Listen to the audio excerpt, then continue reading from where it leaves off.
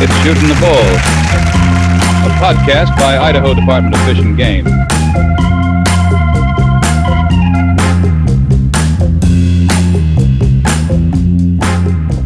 Add some grovel and a little baritone. Yeah, I can turn the bass way up too. Let's see.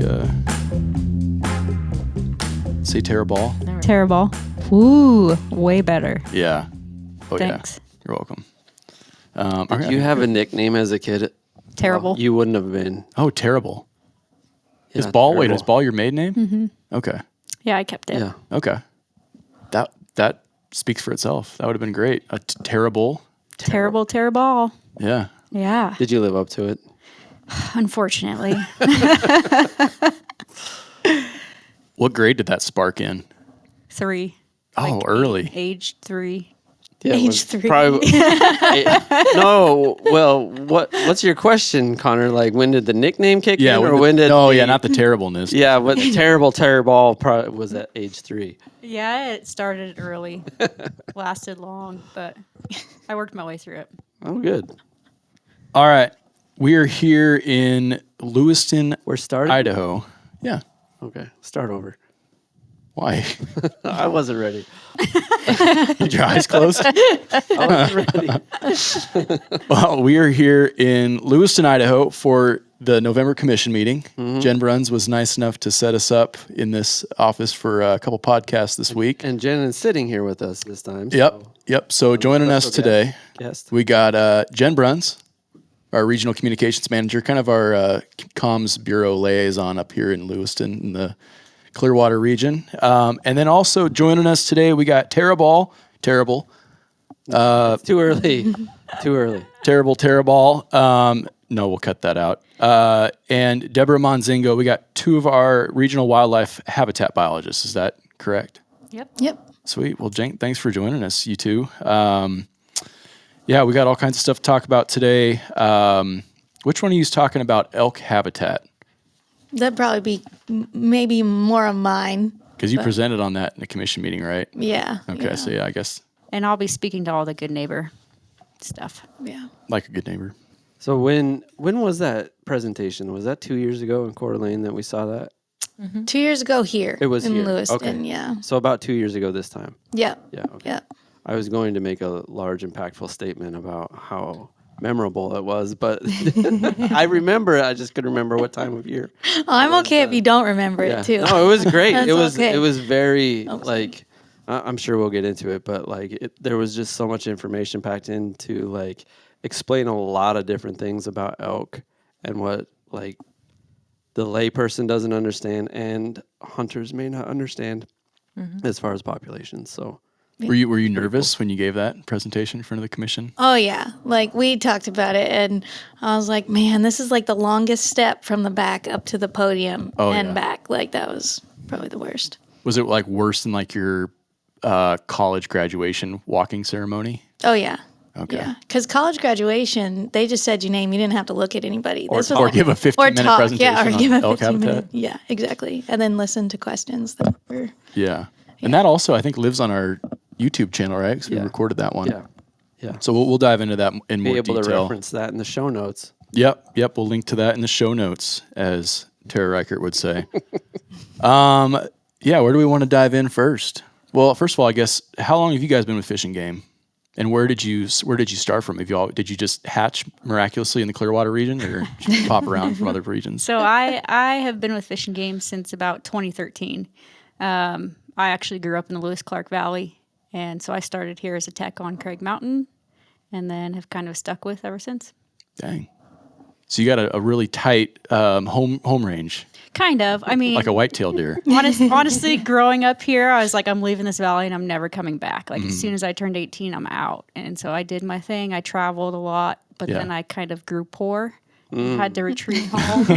I had to live in my parents' basement for a little bit. Yep. And that's when I got on to Fish and Game. And I was going to say, I'm going to work one seasonal position, then I'm traveling again, I'm gone. Yeah. But then it stuck. And so. Did you go anywhere fun? Yeah, oh, yeah. Lots of places? I lived in Ecuador for a while, and I traveled a lot of Western Europe, some of South America, and Plenty of cool places. yeah, lots of cool places. What kind of stuff were you doing down there? In Ecuador? I was doing research for the Andean bear. So I was doing nutritional research for the bear, and I built a microhistological reference collection for their diet. So essentially it determines what's the composition of their diet and what species, and then that way you can indirectly kind of try to protect that habitat for the long term. Okay. For the listener's sake, what is an Andean bear? How does it relate, or how does its size structure compare to a black bear or grizzly bear? Much smaller. Oh. And its actual closest living relative, I believe, and you'll have to fact check me on this, is the panda. Okay. But aggressive? No. Oh. I wouldn't say so. They're omnivores, so they feed both on meat and vegetation. So was your travels due to schooling, or you were just like, I'm going to Ecuador to do this thing? it started as schooling, and it was a project opportunity to do some work down there. College, Yep. U of I, I'm guessing. Yes. Sir. Oh. Go Vandals. All right. Well, we can't get to a podcast without somebody being from U of I. It's low hanging fruit, really, at this point. It's become a joke. Yeah. That everybody we talk to, fisheries, wildlife, enforcement. Yeah. All of them, and it's almost. Did you go to U of I? I Jen? did. Yeah. See, you're just in the presence of greatness. And Deborah? Deborah? Undergrad, yeah. Oh, my Master's goodness. Not. Where was Wow. your master's at? WSU. This I went podcast real is brought far. to you by University of Idaho. At some point, we're going to have a discussion about that. Yeah. What- Deborah, where are you from originally? I'm from southern Idaho, so Parma, down Parma. at the Oregon-Idaho border. Yeah. Yeah. Sweet. What brought you up here? U of I. Cool. Then I stayed because my husband was from St. Mary's. Well, at the time, my boyfriend. Okay. So Yeah. and I tried to get a job somewhere around here and ended up at the vegetation work with CBC. And that was supposed to be a part-time gig, and that turned into a full-time summer job. And then it turned into a master's project, and then it turned into full-time work after the master's project. And then I started working here for the Farm Bill position. Okay. And then jumped on for Red River. So I've only worked for Fish and Game since 2022, so only 3 years now, but Okay. alongside Fish and Game since 2016. So Oh, cool. So you've had enough time to kind of build some relationships and yeah. figure out the lay of the land. Was yeah. Jen here in 20? You were here in 2016, right? Oh, yeah. Oh yeah. Yep. Yep. You go way back. Way back. Yep. Yeah. So is Tara. Institutional knowledge right here. Yeah. Yeah, I started in 06, so it's been neat to see these gals come on board, and they share an office and work really closely together. So it's been nice working with them. Nice. Yeah. Cool. Jen, where did you go to school? Or where did you grow up? I mean. I grew up in the Midwest, similar to many of us, I think, here in the Clearwater region. I grew up in North Dakota, and then I moved out shortly after high school because I wanted to leave. I wanted to get out west and go to the U of I, so go Vandals. Yeah, we've already covered all that. Covered that. Just let's wanted to talk rub that in bit a more little more. about Jen's experience was more Little House on the Prairie growing up. Oh, that's right. Yeah, you have some pretty crazy stories from back in, not Fargo. No, not Fargo. It's not like the movie Fargo, but it's Jamestown, so right between Fargo and Bismarck. Okay. Yep. So it was a good place to be from. I appreciate it a lot more now than I did. It was time to leave at the time, but I like going back. But I was telling Tara this yesterday that we've made several trips coming out to Idaho when I was young and in elementary and high school, and I always missed seeing the mountains disappear in the back of the car when we would go back to the flatlands. So I really was itching to come back out, and I'm glad I've been here ever since. Yeah. Yeah. Huh. Did you guys grow up hunting at all? I know we were talking about hunting this past fall before we went live, but did you guys grow up hunting or fishing, or just kind of always have a knack for the outdoors? Yeah, I did not grow up hunting. We definitely fished and camped and did all things outdoors, excluding hunting. So I didn't really dive into that until I started actually working for Fish and Game. Okay. Definitely do it now. Love it. Yeah. Appreciate it. What about you, Deborah? Mine's like the exact opposite. So I was born in September, and my mom said I was in elk camp that fall. So and like 2 months old. Yeah, Yeah. 2 months old. I was in the elk tent. So ever since we were always going with my parents, going with everybody, and that's what I try to do with my kids. Just take them out with us, and it's not whether you get something, it's that experience and that tradition. So Yeah. That's cool. Started from an early age. So being that early, did you always have this kind of, like, that's what you wanted to do? Like, yeah, broadly? Mine was since I was 12. Like that, I was going to be a biologist for Fish and Game. Like no other agency I was going to work with. I was just going to be a biologist for Fish and Game, because we went through with my first deer through the check station at Midvale Hill, and there was a wildlife biologist there, and he asked me if I wanted him to age my deer. And it was this doe, and I was like, sure, age it. And so, he opened up the mouth, and we looked at the wear on the teeth, and it was a 4 to 5 year old age. Like, I can remember this like yesterday. And like, he was like, yeah, this is really cool. This is what she ate, all this kind of stuff. And then heading home that night, I told my dad, I was like, I was going to do that when I grew up. And so at U of I, when I learned how to age deer, I called my dad that night, and I was like, I learned how. I can do it now. That's awesome. So you were never grossed out by that kind of stuff, or always just wanted to get your hands deep in the gut pile? It was cool. I don't want to be like, I don't know, Freddy Krueger or something, but no, it's all right. Cool. Yeah, it's cool to me at least, and it had everything to do with it. What about you, Tara? Definitely not the same. So ever since I was like a little girl, my dream job, and Deborah will laugh at this, is I wanted to be a roller disco queen. What? Of course. That was Ben too. Long Beach, California, with my boombox, just skating down. Up and down the boardwalk. Just living the life. Yeah. And, I'm right you there. grow up and, there now. and life becomes a little bit harder, and you realize, some things are more feasible than others, and will provide a little bit better of an income. And so... You can still do that now up on Craig Mountain. I still got a pair of roller skates in my basement, so don't get me wrong there. I'll teach my kid how to do that someday. But no, I've had several experiences, and through my travels and education, that have brought me here. And, it took me leaving the valley and leaving these resources to then come back to them and realize truly how special they were. So yeah.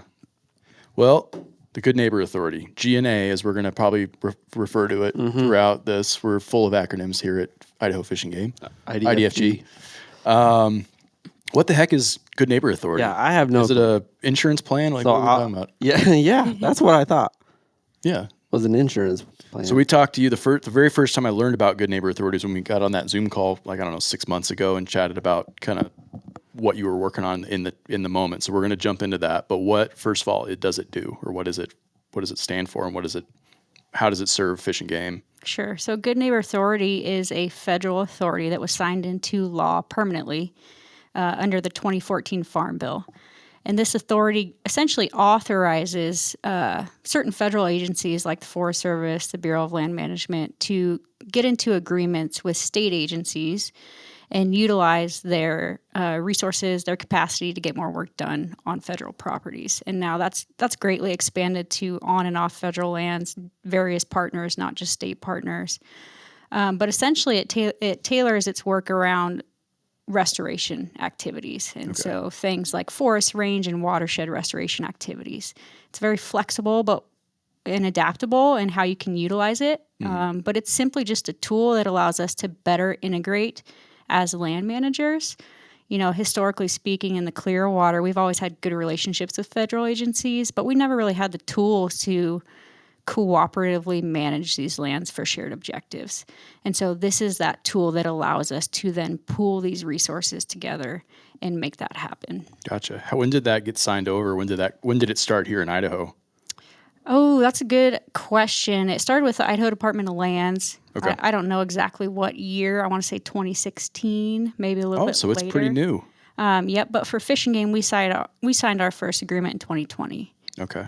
But yeah, GNA started with the Forest Service and most state land management agencies like the Department of Lands. But because it had state involvement authorized, that's kind of where we dipped into, well, can we do this as a fish and wildlife agency? Yeah. Because it targets the same type of improvements that we would like to see, that we would like to work with. And so that's how we got our toes in. Okay. And do you oversee that program? Are you kind of the program's liaison for the entire department, or is it just for the region? So our initial agreement is just for the region. It's agreement specific to the forest. And so I've been leading Good Neighbor Authority. We were the only region within the department who's had a Good Neighbor Authority agreement since 2020 until this year. And now the Magic Valley region has entered into a Good Neighbor Authority agreement, so we're starting to see it expand. Gotcha. And they have different agreements with their forests. Different regions could have different agreements with different BLM districts. We do not have a statewide Good Neighbor Authority agreement. Okay.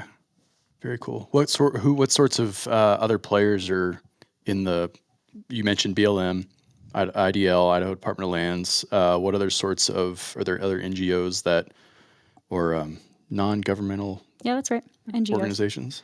Or Well, I have to Or clear it up for GOs. listeners that, no, whatever. other government organizations. Yes. OGO. OGOs. So I think it really depends on the state. Part of a balanced breakfast. The state or the region. But in Idaho, there's a bunch of different entities involved. In the Clearwater specifically, we have the tribe involved. They have an agreement with the forest, Idaho Department of Lands, Idaho County. More Oh, wow. counties are starting to get good neighbor agreements, whether it be with forest or BLM. And then, so obviously the tribes are able to, the counties, and then NGOs like the National Forest Foundation has an agreement with forest, both in the Panhandle and I think the Clearwater. And so it's definitely expanding. Are a lot of these projects kind of happening under the radar from a hunter's perspective? Like if I was going out and we were talking about walking Forest Service roads or walking clear cuts, am I going to see like signs, literal signs, not aftermath of the Good Neighbor Authority in progress? Definitely not. You won't see any signs out there demonstrating, this was, partnered by Good Neighbor Authority or whatever. Okay. And I think it's pretty under the radar on hunters' minds. But just a lot more work is getting done. And when folks, realize, the different veg management projects and they're seeing these changes on the landscape, then they'll ask, the Regional Forest Service or IDL. And that's kind of where it comes to fruition on, we're actually working with partners on these different projects. That's cool. How is it funded? It depends. Okay. So primarily our agreement has been federal reimbursement dollars, where we work with either Forest Service dollars or we work with the infrastructure bill dollars. Gotcha. We have brought dollars to the table through Fish and Game, whether it be, access funding or watershed funding. And we've also brought different third-party dollars. So RMEF funding, it really depends on the type of project and who's willing to support it. Okay. You mentioned RMEF. Is that where you come in, Deborah, with elk habitat? And are some of these projects, how are they intertwined with some of the work that our habitat program is working on? Yeah, some of these projects, we're able to prioritize which ones we select. So the Forest Service will have this giant list of work that they intend to do, and we'll kind of look through all those projects and see which ones are the best options for us, or gives us the best bang for our buck kind of a deal for trying to get the most elk habitat on the ground. And the work that was done to kind of lead to those prioritization is through the Clearwater Basin Collaborative. So they had an elk research project going on, and that was able to map the elk forage across our region specifically. And so we were able to see the wide range of how much forage is out there, areas that are lacking in forage, areas that have a lot.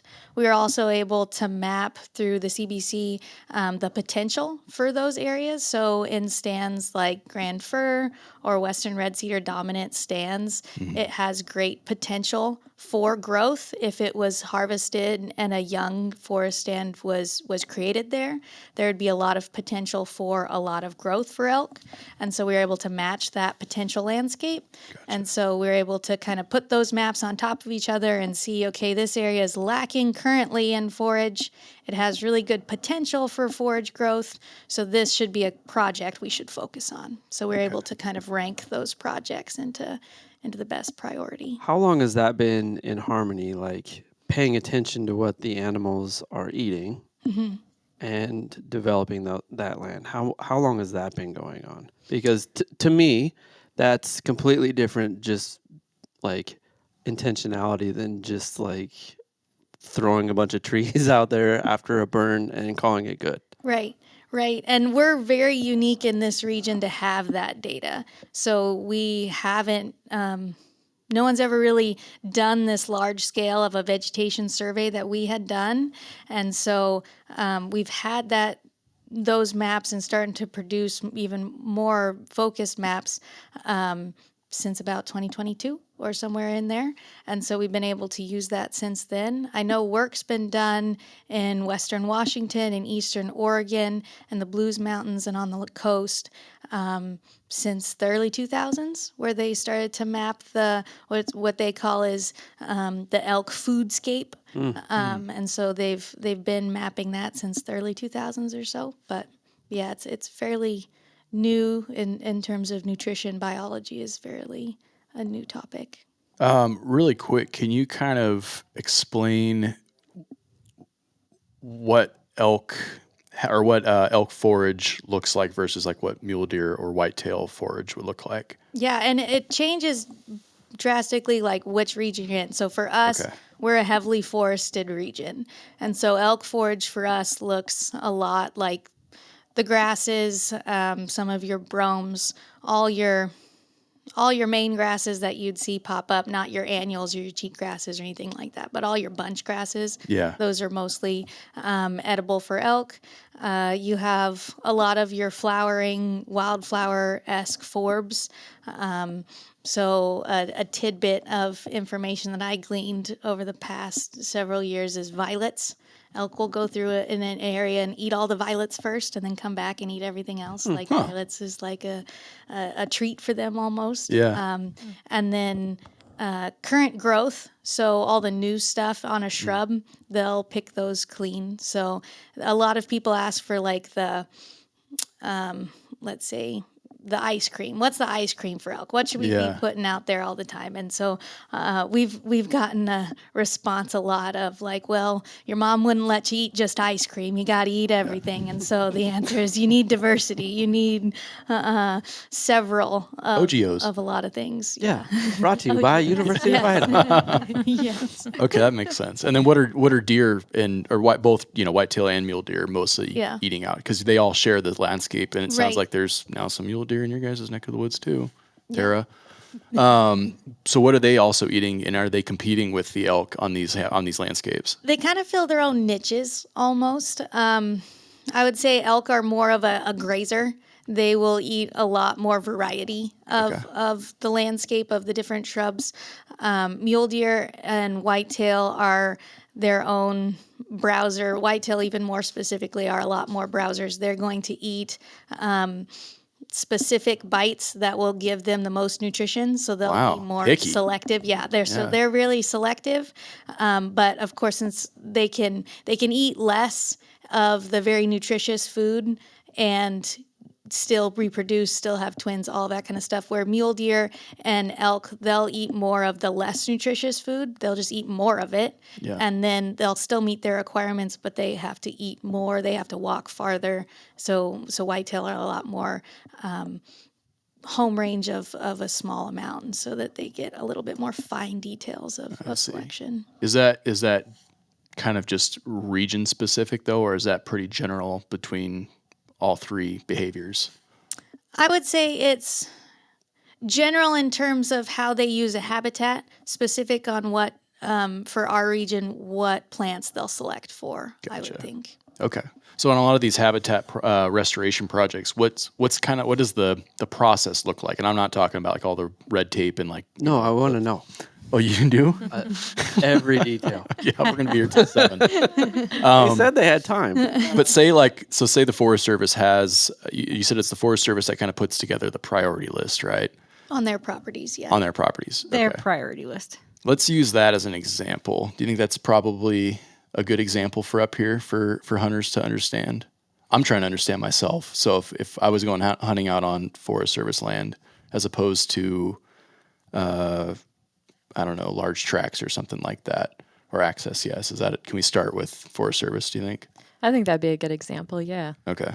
So say a priority gets put together. What are the first couple steps in that process look like?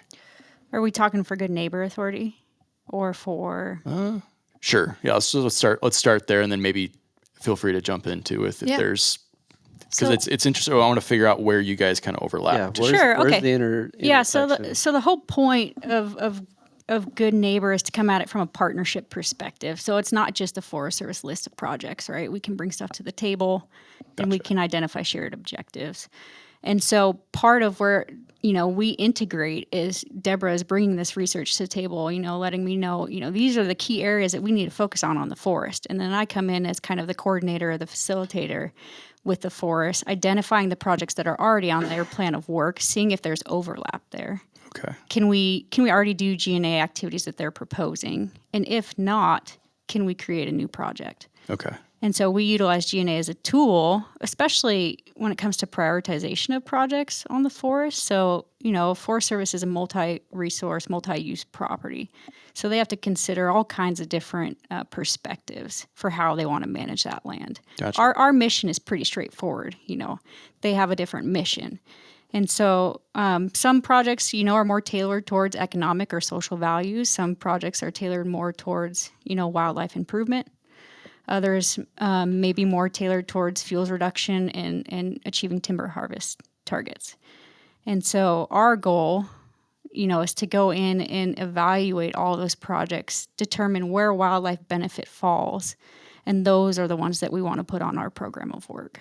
Cool. And I think that's the biggest thing is, it's a win-win, right? For working with these partners. They get their objectives accomplished and so do we. And so I think this would be a good time to maybe talk about some of those examples that we've seen some success of working together and what that looks like in our region, if you want to talk about a couple projects. Sure. Yeah. Yeah. So again, our focus in the Clearwater is going to be wildlife habitat improvement, forest range and watershed restoration, or any overlap with forest health improvements or fuels mitigation improvements. And those have a strong overlap in our region just because of the state of the forest and what the current conditions are. And so the activities that we can contract under that to kind of achieve some of those goals include things like mastication. What does that mean? Mastication? Yeah. Oh, it's essentially an operated machinery that can go out and thin out trees and reduce it to mulch. And so it's kind of like mulching, but for a forest stand. And so essentially the masticator will run through and will provide, certain specs, tree species, leaf species that will achieve both wildlife or fuels benefit. And it's just leaving it out there in the landscape all chewed up, or are they hauling them out of there? For the mastication, it's leaving it out there. Okay. And so we have certain specs on the size of debris that can be left, Wow. size of slash that can be left. If it's too much, or if it's not achieving wildlife objectives or fuels objectives, someone could come in behind and slash and pile, and that kind of, and then they could burn the piles. Okay. But typically, it gets it down pretty good, and it provides a lot of organic matter on the top layer of that soil, and it's opening the canopy to provide some sunlight for some new growth. Yeah. In those areas. So mastication's a really good tool for us in the Clearwater. We do a lot of thinning projects. We help with the NEPA and NIFMA processes on the forest. So all of the environmental analyses or the monitoring or surveying that has to occur prior to a federal management action, we can provide capacity or contracting that can help, expedite some of those processes or, add capacity where the forest might need it. Okay. We've done a lot of that. We've also done, we can help with, planting or reseeding, noxious weed control, all types of activities. Wow. How soon after some of those projects, specifically the mastication ones, do you start to see critters coming in and populating those areas, specifically deer and elk? Almost immediately. Really? I mean, they're already utilizing the areas, but now we're providing it to be a little bit more accessible. As far as forage production, it depends on the time of mastication. So we've mostly been masticating in the fall and winter when shrubs are dormant. So you won't really see that regeneration until spring. Okay. But yeah, it's been fun. We put up a couple game cameras on some of the units just to see, what's the wildlife use. Yeah. Because we know what forage will be provided within these habitat types and what will be regenerated, based off of plant community composition. Have you had any species pop up that kind of surprised you? Not necessarily. I think it's just cool to see the variety and the timestamps of overlap of those species. You got all kinds of different species overlapping pretty closely in timestamps, and it's like within minutes of each other, right? Yeah, it's very interesting to watch. Yeah. But it's cool to see them using it, and it's really cool when you get them feeding on an area because you can really focus in on, they're using those species that our CBC research, has told us they will utilize and they'll feed on, and we've got pictures of that. That's really cool. Is there any way for folks to check that stuff out? Do we have any videos of that yet on YouTube or anything? We've got some game camera Pictures. photos. Photos. Okay. Yep. That'd be so cool. So yeah, and you've seen some of them. That Yeah. big time lapse you did for us. Yeah. You look at some of those photos specifically, and there's elk feeding on it, mule deer, whitetail, Yeah. Any turkeys? turkeys, of course. They're everywhere. Too many. There's moose. Yeah, really cool Cool. to see the cow and calf moose at toe, and Yeah. you see black bear in there. Just all kinds of random critters. Yeah. What I'm also hearing is like when we talk about conservation, we haven't talked on this podcast about conservation, Not yet. specifically in regards to our forests, but like this is also one of the things that we're called to do as Idaho Fish and Game is to conserve our resources, and this is ridiculously important. I mean, we focus a lot on the hunters and the anglers, and what are we doing to help them? And this is a big one. Like Jen said, it's a win-win, and it's it sounds like it's a win-win for wildlife too. Yeah, absolutely. I was wondering too, Deborah, like if you've ever been in a spot where you hear some old codger talking about like, oh, it's not like it used to be. There used to be blah blah blah, and if your retort has ever been, well, you know why, and then you've been able to tell them about the vegetation. Like it's that Most of my granular dad, for me. yeah. So yes, Shout out to the old Dad. codger. Yeah, my dad's Old the old codger. codger. Shout out to him. Yeah. Yeah, usually it kind of goes something like that. Like, oh, I know what the reason is. And it was like, well, it's a lot more complicated than that. You Yeah. know, it's this big web. And to see that difference of the last several decades, seeing a downturn in active forest management, as well as an surprising ability to suppress fire, and to seeing that all meet into this mid-aged, old-aged forest that now there's no light penetrating, there's no regrowth coming, or there's these really old brush fields that are 15, 16 feet high that no ungulate, even moose can't reach that high to forage on all that shrubs. So like that's when the mastication can come in, and most folks are like, why return to a brush field? That should be usable. And it's like, no, it's way too tall. They can't even use it. Or it's so many stuff has fallen down to create this jackstraw effect to where they can't walk through it. Sure. And yeah. so you're coming up across these stands where you're like, man, there should be elk in here. And then you walk in there like, I don't even want to get in here. How are you supposed to move all those antlers through this spot? So Yep. Even Yeah. animals like the path of least resistance. right, exactly. Like humans. And I get that question pretty often. And one thing I like to ask those folks is, what have you seen change on the landscape? Is this how the forest stand used to look? Do you have new neighbors? That's a good question. Is there new development? Are there more roads? Look at the landscape as a whole, and how has that changed over time? Is it the same as it was back in the glory days? Yeah. And most typically it's not. yeah. yeah.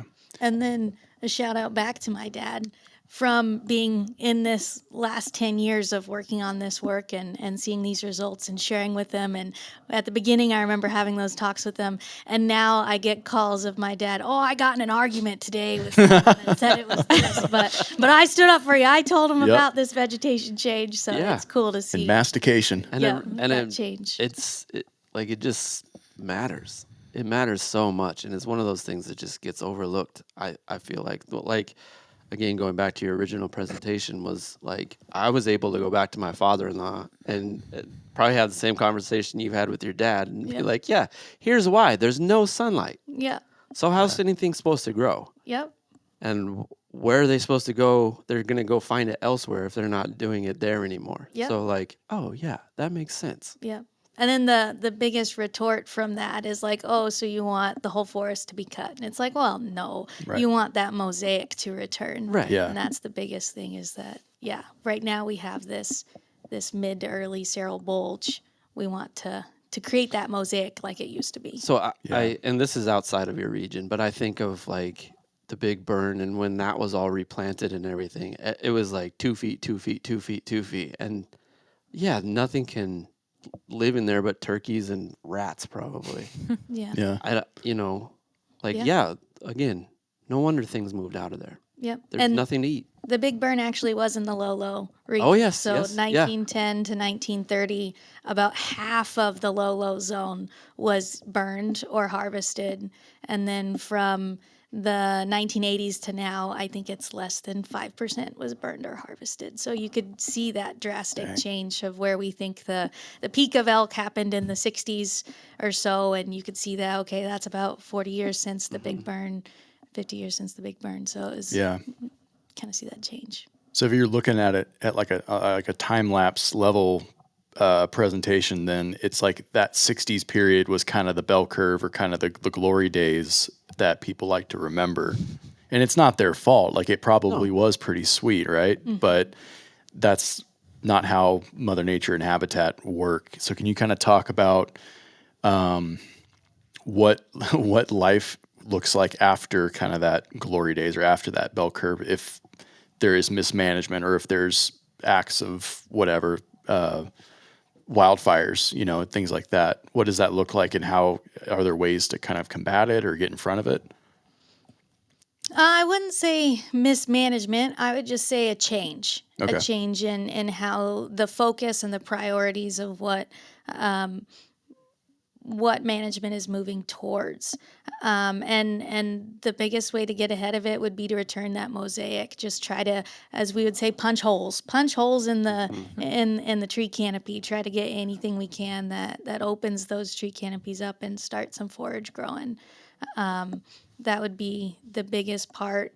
Downturn of the bell curve, I would say it's just the life we're living right now. You know, it's just trying to hot and dry. Yeah. Well, and it's also important to consider things outside of habitat, So at that downturn, a bunch of other factors were influencing populations. We had some severe winters in the region that they had to bounce back from, and then we had the reintroduction of wolves and additional predators on the landscape.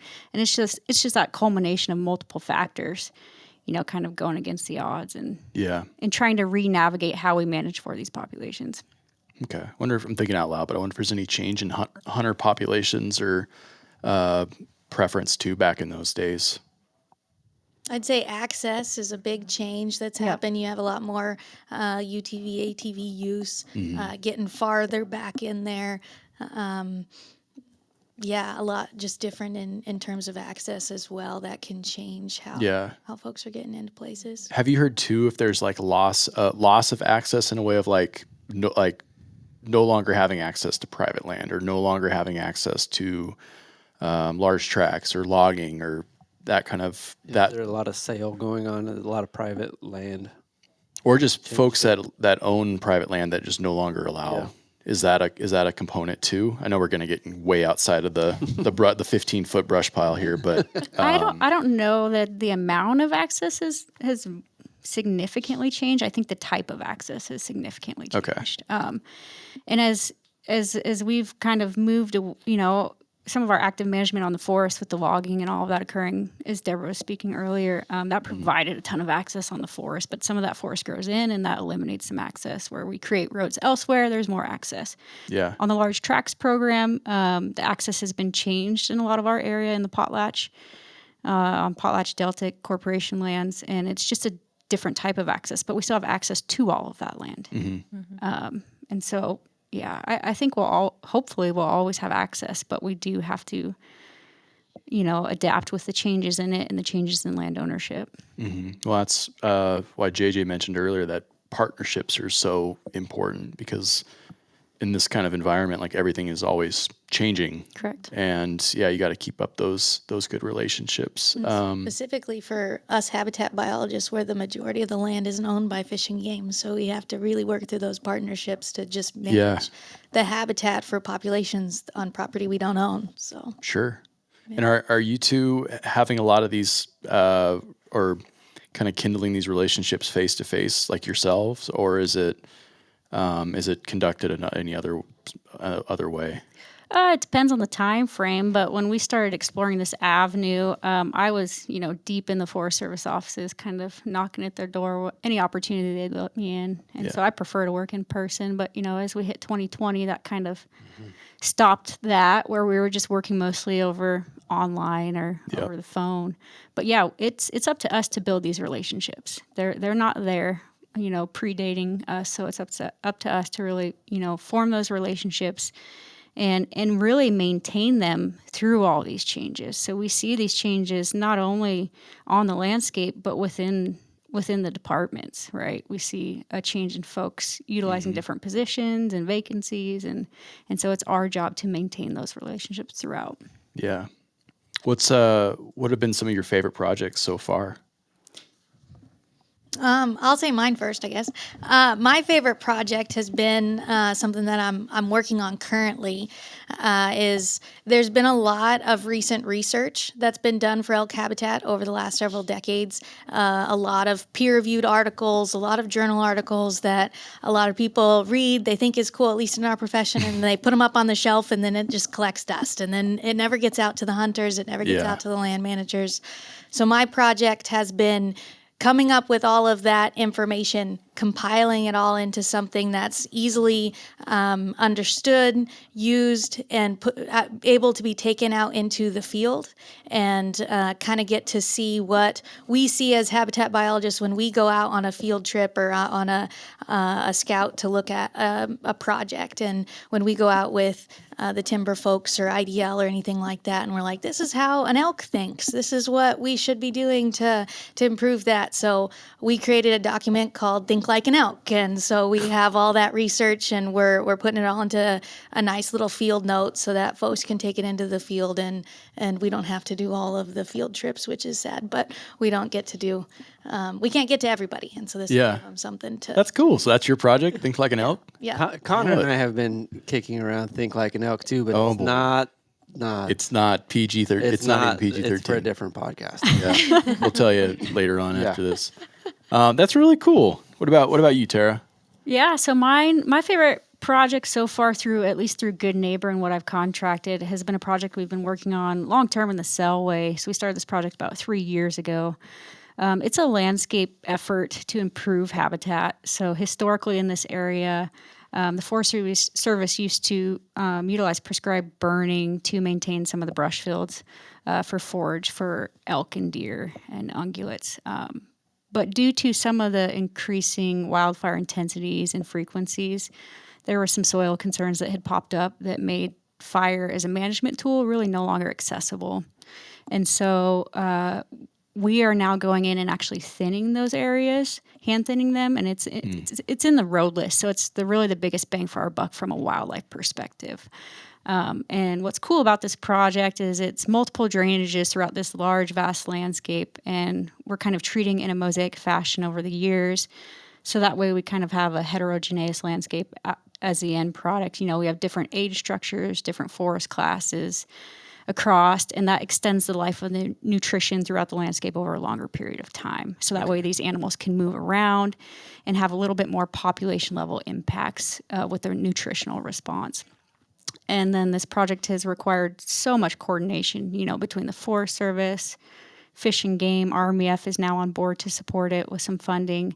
The Mule Deer Foundation is now involved. And so it's been a huge task to take on, but it's really exciting to see that this tool is actually providing us that opportunity. Yeah.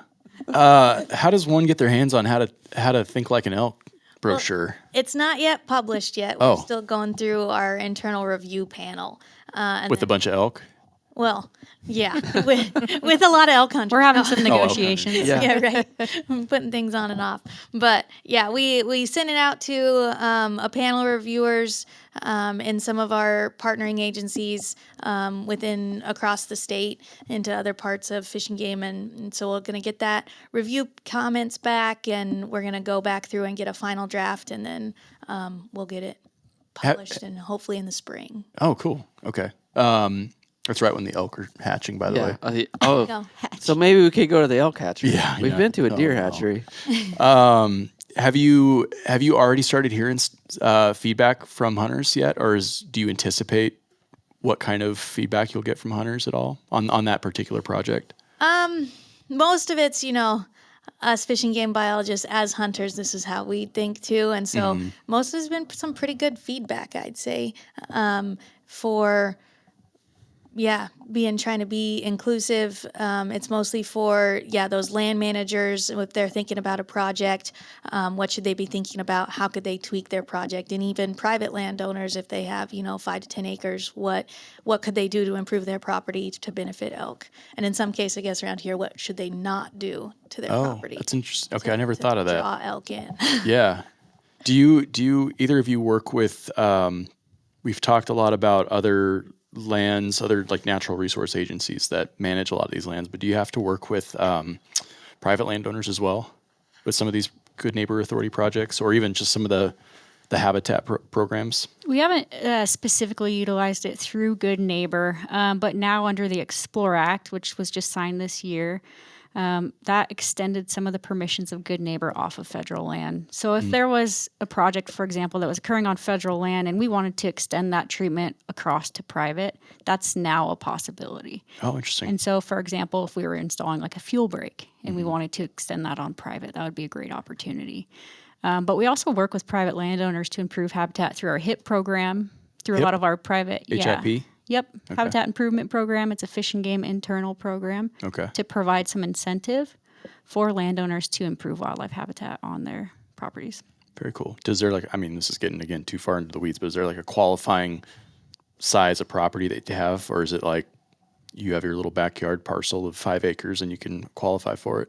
I think we take everything into consideration. Primarily, the program was initiated for like upland game type habitat improvement projects, but we've done all kinds of projects here in the Clearwater, and it's just trying to help them achieve some wildlife objectives. Yeah, very cool. Yeah, mostly it's been the biologists look at it with our habitat managers, and we assess, is it by public ground? Is it neighboring anything that would be good for sportsmen, since it is sportsman dollar funded? Yeah. So it's trying to think of how better to improve that habitat for the populations around to benefit the sportsmen that use it. What does the future of GNA look like? What are your hopes for the future, and what do you envision? What does the future look like? Yeah, please tell us. Maybe we should ask the elk what crystal they ball. think the future looks like. Yeah. You know what? My dad was going to name me Crystal Ball, and that just didn't, read. I love that quite that your dad had a sense of humor, though, no matter what. Like, he stuck with Terraball. Yeah. Yeah, That it sounds like he kind of did that to him. You could have all kinds of different variations to that. Sure Yeah. could, but we're going to keep it PG. That's for the other podcast. Yeah. The rut. Oh boy. No, I think the future for Good Neighbor Authority is very bright. I'm obviously an eternal optimist, but we are the first wildlife agency to really utilize this tool to the extent that we have. And it is a tool that is law, and we have currently in this region, we have 3 agreements that are 10-year agreements, and we don't plan to stop anytime soon. Like, we're looking at this as a long-term tool to utilize. And now that we're starting to see it expand statewide, it definitely has its uses, in every region. And it just allows us to be more flexible in our collaborations with land managers and to really adapt and try to address some of these complex land management issues statewide. Who's your counterpart down in the Magic Valley region that's working on GNA? Currently, I think it's the Wildlife Habitat Manager, John Guthrie. Oh, has okay. been kind of leading that effort. Sweet. Yep. Do you feel like at some level this is a kind of a thankless job? Is there a lot of people that understand? I mean, this is obviously this podcast is helping with this, but Do the elk thank you at all? understand the work that you are both doing for our hunting population? I wouldn't say it's a thankless job, but maybe it's just not as vocalized. I think it's a long haul job. Yeah, it's a long haul. One thing that I think is super important for people to know, and I'm appreciative of this podcast opportunity, is as Deborah had mentioned, Idaho Fish and Game is charged with managing Idaho's wildlife. Mm-hmm. Yet we as an agency, we own less than 1% of the available habitat across the state. Mm-hmm.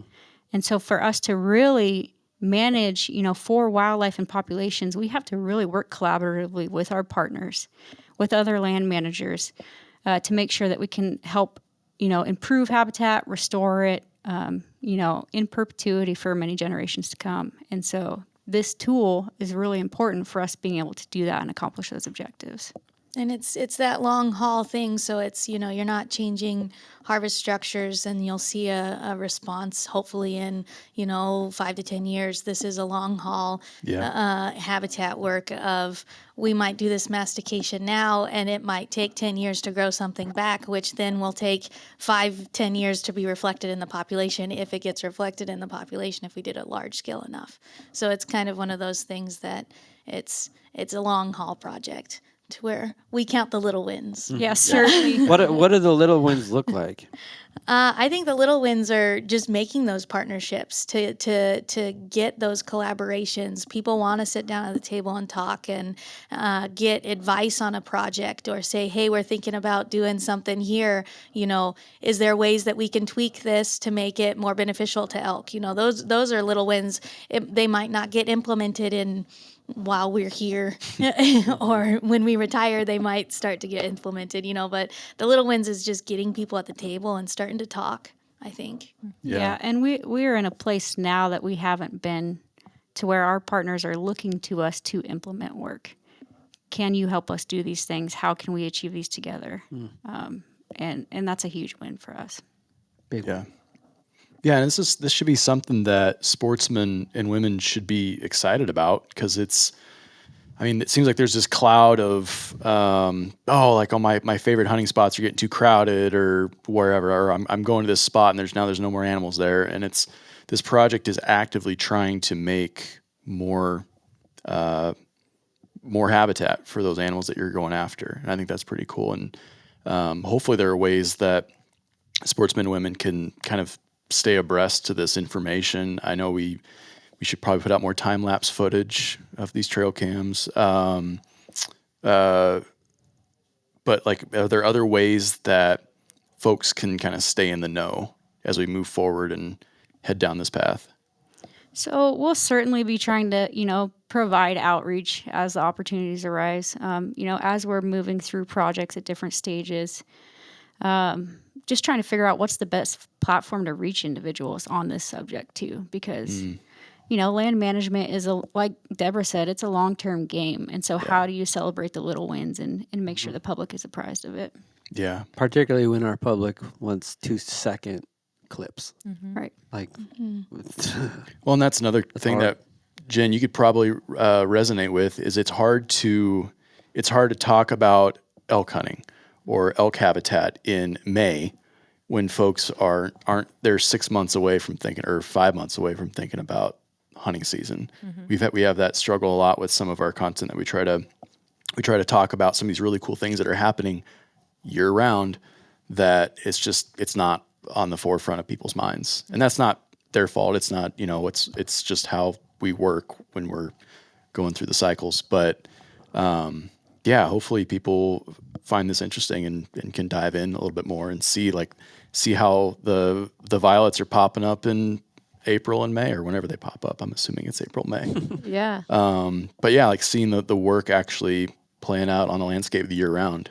Yeah, and I think that's what's kind of cool too. I had an opportunity to go out with Tara last week to go visit a site where the masticator was working, and the operator had shared with us that there was a couple hunters that had walked by when he was doing some work, and they could visibly see that that their understory was getting thinned out and the canopy was getting opened up, and they said, "Sweet, go in there and we can see you next year. Access that area." Yeah. And from a communications perspective, that was kind of neat to see that those hunters were happy. And it's not always going to be like that, because that understory is going to grow up here within the next year or so, but that will be good elk forage, and they can go in there and access that a little bit better. So all those things, but yeah, we've been discussing this a lot of how do we get the word out. So we're certainly open to other ideas. We're going to put out some more videos, and Tara's done some of that already. But yeah, seeing the result, and these gals are so dedicated. It's so neat to see them be committed to the long haul to do this work on the ground. Yeah. All of us have done career fairs recently, all of us gals, and it's neat to talk to the younger folks, because then it's like, oh yeah, that's where we were one time. We were needing that encouragement, and like, okay, how do we get into this field? So it's easy to forget if you just get in your little job and you do your stuff every day and you don't talk to those folks that are Yeah, aspiring to get into the field. totally. And helping on other things. Like we just did a check station on Sunday. Like I've been trying to do a check station every year now since I've been in here, just to bring it back to where it started. Talked to a kid that got his first deer. Oh man. Nice. Was he stoked? Well, yeah, he was stoked. I asked him all the questions, and it was kind of funny because he was like, "Well, my dad can answer that," and you could hear his dad in the background. No, you answer it. It's your deer. Yep. So it was really cool to be like, "Hey, I was there." That's really cool. Have either of you ever like led any hunter education courses at all, or taught any hunter ed courses?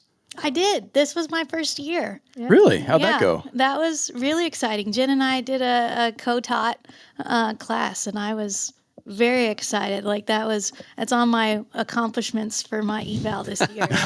Is being able to lead a class. I thought that was awesome. Yeah, it was great. It was really great. Yeah. And hopefully we can continue to do that. That was fun. Yeah. Have you accomplished anything off your No. eval yet? No, nothing. No. I haven't either. No, it's slow going. I should get on that. Yeah. I mean, you got a month left. I got 2 follow-up questions or two closer questions. Do you have the hot seat questions too? Do you want to do those? Oh gosh, no. I don't think I have them on my phone. The rapid fire? Yeah, the rapid fire questions. Son of a gun. No, I don't think I have them. So we'll skip that portion for today's episode. Yeah, you were looking forward to it? No. Oh, here they are. I bet you come up with some. Yeah. All of a sudden, I just remembered. Yeah. Last or 2 things I wanted to ask. When we talked with David Bernasconi, another regional wildlife biologist, he had 2 really cool things. First, do you guys recommend any good books or podcasts or you mentioned peer-reviewed articles? I don't know how many people are jumping out of their seats to go read peer-reviewed articles, but good books or podcasts that either of you recommend listening to or that you like to listen to while you're out running around on Craig Mountain? Oh man, you're gonna have me go first? The reason I ask is because you 2 are in a biologist role, and you're always thinking about this stuff from a nerdy scientific perspective. And I think a lot of hunters, myself included, who don't speak that language particularly, are always looking for these types of resources, but don't necessarily know where they're at or what they're called, or maybe they're too far outside of our lexicon. So are there like that's my preface of asking if there are any good books or podcasts. Yeah. I'm going to go out and say this really sadly. I don't like listening to podcasts. I'm sorry. Good. But I... Especially this one. Yeah. Sorry. Good. No. There's one less person we maybe have. our I next will- one. I usually fall asleep because... So I don't listen to it while My I'm son driving. does the same thing. He uses this podcast to fall asleep. Yep. No joke. He's probably not the only one. So write in. Yeah, he's not going to hear this. So my husband will be very mad at me because he listens to podcasts all the time. But yeah, I just can't. But books wise, at least for elk stuff that's been going on, I know that there's been a book recently that has come out on the Lolo elk herd. Oh. And I think that was Jim Peake that wrote that one, I think. Okay. And that one came out, I think, maybe several years ago. But I know that one's a pretty cool history of the Lolo elk herd over the years. I can't think of... You can add that to the show notes. Yeah. Yeah, one book I know that we as wildlife managers have referred to often historically is the North American Elk Ecology and Management book. And not only from the research perspective, but also from I've given it to friends who are getting interested in how to hunt elk and, figure out their habits and their movements. And it provides, information for any age group, user group, you name it. So it's super beneficial for elk. What was that called again? The North American Elk Ecology and Management. All right. Got that down too. Have either of you read Indian Creek Chronicles by, I think it's Pete Frome? Pete Frome? That is on my Amazon Is it? cart, and I have yet to buy it. Oh, it's really good. Shout out to Tom Talley, our engineer, who turned me on to that one. Both my wife and I read it, and are you familiar with the premise of it about the wildlife biologist who spent, was it the 70s? 70s or 80s? Spent over winter. Whole winter up in Indian Creek. And I forget where that's at drainage-wise, but it's up off the Selway. Yep, in the Selway. Yeah. Really cool story. Lived in a wall tent with his dog and basically journaled the whole thing. That's And he was a fish and game wildlife biologist. He was dropped off in the fall and said, "Hey, we'll pick you up in the spring. Good luck." Yeah. And a couple of the COs came and checked on him like once a month just to make sure he was good on food. Wow. Yeah, it's great. So I highly recommend that one. Yeah. I'm curious about other books that people have mentioned. Were they more related to like conservation ethics and Silent Spring and Sand County Almanac, Yep, those okay. types. I think Bernasconi mentioned that he's not a book reader, and I think he said he's been reading Sand County Almanac for the last 6 years. So Wow. See, I'm low not, bar. I'm You not guys a, already- I'm not a book reader either. But I did recently listen to an audiobook called The Let Them Theory. I oh, don't know if you've heard of it, but it's more so about relationship building and just, coexisting with others and yeah, only controlling what you can control, okay. which is Check that out too. pretty nice. Sweet. And then I guess, what was I going to ask lastly? I'm sure folks that we do have, several folks that listen to this podcast in particular. And shout out to all them for being really helpful and giving us feedback on what they like to hear. And every now and then they have questions. So are there ways for them to get a hold of you two, whether it's about GNA or elk habitat, or just maybe they have questions about elk hunting up in this area? I'm sure you probably have fielded a ton of those questions already this season, but I'm guessing that you both are what you welcome questions, and especially from folks that are just interested in this kind of stuff. Absolutely. Are there good ways to get a hold of you other than maybe your personal emails? Stop by the office and talk. Yeah, or call the regional office. Okay. There's ways to contact us, and our contact information is out there. Oh yeah. So Yep. don't hesitate. Yeah. Yeah. Sweet. We Put get it in the questions show all the notes. time. Show notes. We will. Yeah. Either of you got any other last I minute don't. burners? I like this is all fascinating, and I think our hunters should take note that this is being actively pursued. The nutrition of the animals that we're managing. Like, Happening right under their noses. yeah. Jen, That's great. anything? You got anything? I think we covered it really well. Yeah. Thanks for covering that and What is there to do in keeping up the Lewiston? good work. Yeah. What do we go do now? We're up here for Yeah. 2 more days, We've got 2.5 more more days. Is there any roller derby rinks? There Yeah. used to be. Oh man, I wish it was still here. It's not the way it used to be. It's Yeah, not no. the old. Not the Everything's good old days. changed. Is the Yeah. ice rink The open? glory days are gone. No, we don't have much. I can't think of anything. Oh no, mine's happening. around craft kids, fairs. Check out the so, local yeah. craft fairs that are happening. Yeah, we had that on the list. Holiday time. I think thrift. I'll go thrift. Hit a thrift store or something. Yeah. Any good breweries around Mountain. here? Yeah, Craig Mountain is close. Okay. Yeah. Yeah. We did. If you're Yeah. looking to explore Yep. that. And Roger hasn't gone to Craig Mountain. Ever? Take Stagecoach, right? yeah, definitely take Stagecoach. No, If you're looking for a in this good No. suburban. viewing No. opportunity. we came down on that, and that was not a favorite. Not a favorite. I was sitting on the left side of the vehicle. Bringing back so that was memories, Not man. great. Yeah, it wasn't wonderful. Yeah.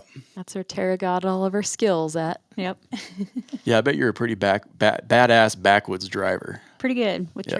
trailers included, Ugh, trailers and tractors. my palms Yeah. are sweaty. Well, before we head off, Jen, do you have any hair raiser stories? You had a good fall. I did have a good fall. Yeah. Got out to do some hunting and still have some season left. So it's been a good fall. It's been really mild weather, which has been interesting. So we'll see what winter brings. Yeah. Yeah. Do you do any snowshoeing or ice fishing? I do. I like to do some snowshoeing and cross country skiing and ice fishing. Of course, in ice in North Dakota growing up was, a foot plus thick. So Yeah. you could drive big Suburbans on that. So it's a little different out here. Right here. You can chase walleye now here, yes. So I'm right at home. Yeah.